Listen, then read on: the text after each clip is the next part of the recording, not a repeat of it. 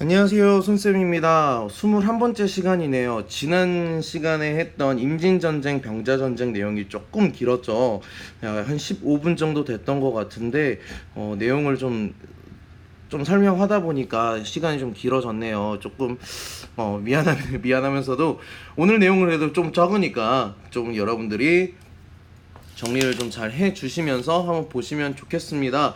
자, 오늘은요, 그 전쟁이 끝나고, 그리고 전쟁일 때 어떻게 동아시아가 각국에는 이제 어떻게 변해갔는지, 그 전에 이제 19차 세계대전 전쟁 전 상황을 봤다면, 다시 한번 좀 정리를 해서 여러분한테 설명을 해드리자면, 여기 19, 20, 21차 시를 보시면 그 19차 시에서는 전쟁 전, 여기 20차 시가 있었던 대표적인 이제 전쟁에 대한 이야기를 했다면, 전쟁 전의 상황은 어떠했는지, 그리고 21차 시에는 전쟁 중간 또는 전쟁 후의 상황은 어떠했는지를 좀 비교해 보면서, 그래서 요거랑 요거를 좀 비교하면서 일단 여러분들이 보시면 좋을 것 같습니다. 우리 전쟁에 대해서는 20차 시에서 조금 더 자세하게 봤으니까 본격적으로 한번 오늘 배울 내용, 이 전쟁 후에 대한 내용을 한번 살펴보도록 하겠습니다. 자, 이제 우리 지난 시간에 그 병자 전쟁을 하면서 그 명과 청 얘기 나왔을 때, 명에서 청으로, 후금이 이제 청으로 만들면서 스스로도 황제로 칭했던 청나라에 대한 이야기가 나옵니다. 명나라 같은 경우에는 점점 어려워진다 그랬죠. 그 전에 북로남해화, 그리고 안에 그 임진전쟁에 대한 출병으로 인해서 굉장히 재정이 흔들립니다. 그러면서 점점 어려워져요. 근데 만력제, 마지막에 황제였던 만력제는 황관, 내시죠. 내시를 파견해서 세경왕은 마구마구 걷어대요. 그거를 광세의 폐해라고 이야기를 합니다. 그래서 백성들이 굉장히 힘들어져요. 대표적인 이제 위충현이라는 황간 세력이 있는데, 그 황간 세력들이 굉장히 황제 옆에 붙어서 말 그대로 간신의 노릇을 하다 보니까 내부에서도 이제 문제가 등장하기 시작합니다. 그러다가 이제 농민 반란이 일어나고 17세기 들어오니까 후금의 위협까지 굉장히 커지면서 위기가 심해지는 상황이 되는 거죠. 그래서 명나라는 점점점 그렇죠, 다운이 되어가는 상황이었다라는 식으로 여러분들이 보시면 되고요.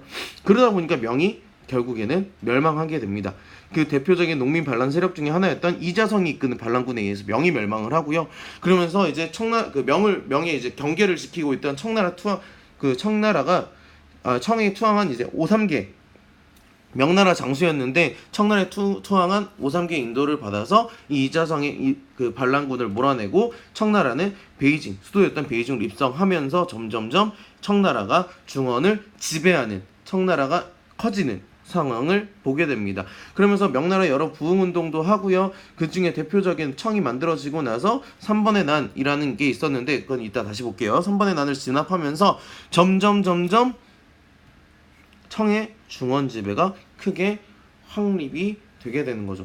그 대표적으로 이제 명나라 부흥운동도 있었고 3번의 난도 있었는데, 이제 청에 대해서 반란을 일으켰던 그런 그 사건인데, 대표적인 이제 3번의 난에 대해서 한번 살펴봐 드리면, 청나라 초기의 반란으로 3번에서 일어난 난입니다. 3번 같은 경우 이 오삼계, 상지신, 경정충 같은 이런 사람들이 한족 출신의 장군인데요. 청의 중국 지배를 도운, 아까 오삼계 같은 경우에는 성문을 열어줬다라고 얘기를 했는데, 청의 중국 지배를 도운 공로로 이렇게 3번 지역을 다스리게 했는데, 강희제가 번을 이제 폐지하자라고 하니까 자신들의 기득권이 사라지는 것을 두려워서 오삼계, 상지신, 경정충 등의 이제 일가들이 멸청흥한이라는 구호를 가지고 대규모로 전개했던 난입니다. 하지만 굉장히 강희제의 확고한 방침 아래 방어 공세를 취하면서 청의 승리를 끝나면서 청나라를 더 이상 내부에서 반란을 하거나 이제 말 그대로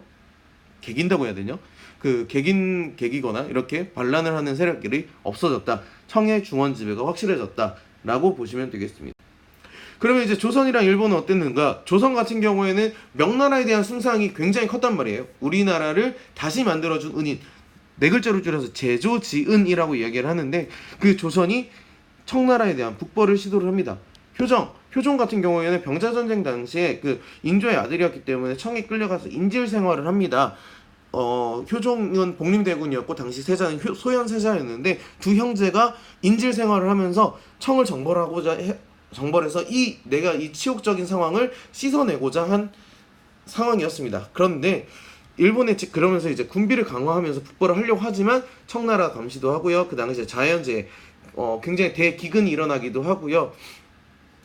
그래서 북벌 실행에 어려움을 겪었습니다. 그러면서 북벌이 점점 사그라들고 있는데 아까 청나라에서 3번의 난 일어났다 그랬죠. 그러면서 북벌을 다시 한번 실행하자. 왜? 청나라도 지금 안 되니까. 근데 이제 3번의 난이 진압되고 나니까 북벌이 좀 더 힘을 잃게 되고요. 근데 이제 가장 중요한 이야기는 이거예요. 청나라 너네 인정 안 해. 하지만 그렇기 때문에 조선이야말로 유일한 중화국이라고 하는 조선 중화주의가 등장하게 되는 겁니다.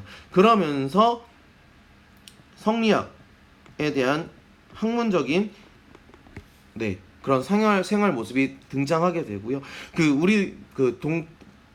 명나라를 숭상하기 위해서 명나라를 위시한 사당도 등장합니다. 그게 바로 만동묘라는 건데요. 그 만동묘에 대한 이야기는 교과서 115페이지에 있으니까 다시 한번 읽어보시면 되겠습니다. 그래서 가장 중요한 건 요겁니다. 북벌을 하고자 했던 모습도 있지만 조선 중화주의라는 것도 등장해서 우리가 중화야 라는 이야기도 등장했었다 정도 여러분들이 기억해 주시면 되겠습니다. 자, 그렇다면 일본 같은 경우에는 일본 조일관계 정상 우리 통신사 얘기했었죠? 통신사. 조선 일본에 대한 적개심 굉장히 높아요. 하지만 기후역제를 통해서 국교를 정상하고요. 왜냐하면은 그 청나라에 있었던 그 여진의 위협에 대응하기 위해서 일본 싫은데 여진이 더 싫으니까 니네 손 잡는다. 그러면서 이제 뭘 보낸다? 그렇죠. 통신사를 보내기 시작한다. 라는 것만 여러분들이 기억하시면 되겠습니다. 자, 그러면서 이제 명청도 일본이랑 접촉을 시도를 합니다. 하지만 일본 같은 경우에는 중국에 대해서는 좀 많이 거절하는 모습이 보였었다 정도만 여러분들이 기억하시면 되겠습니다. 그래서 오늘 내용 정리하면 간단해요. 전쟁 끝났죠? 네, 중국에서 그